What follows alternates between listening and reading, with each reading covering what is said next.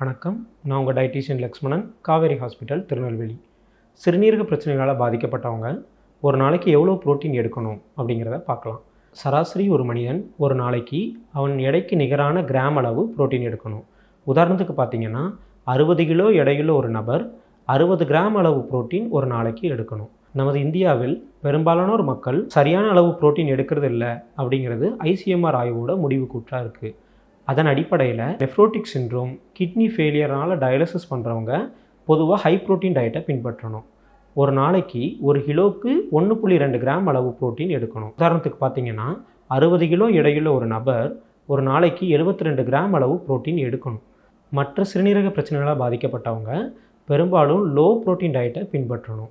அதாவது பார்த்திங்கன்னா ஒரு கிலோவுக்கு 0.8 கிராம் அளவு புரோட்டீன் ஒரு நாளைக்கு எடுத்துக்கணும். உதாரணத்துக்கு பார்த்திங்கன்னா 60 கிலோ எடையுள்ள ஒரு நபர் 48 கிராம் அளவு புரோட்டீன் ஒரு நாளைக்கு எடுக்கணும். பெரும்பாலும் டயட் மேனேஜ் படி வெஜிடேரியன் டயட்டை லோ ப்ரோட்டீன் டயட்டுனும், நான் வெஜிடேரியன் டயட்டை ஹை ப்ரோட்டீன் டயட்டுன்னு சொல்லுவோம். அதன் அடிப்படையில் சிறுநீரக பிரச்சனைகளால் மருத்துவ சிகிச்சையில் இருக்கிறவங்க லோ ப்ரோட்டீன் டயட்டான வெஜிடேரியன் டயட்டை பின்பற்ற வேண்டியது அவசியம். இந்த உணவு முறையில் மேலும் ஏதேனும் சந்தேகங்கள் இருப்பின் மருத்துவரையோ உணவியல் நிபுணரையோ ஆலோசிப்பது நல்லது. தேங்க்யூ.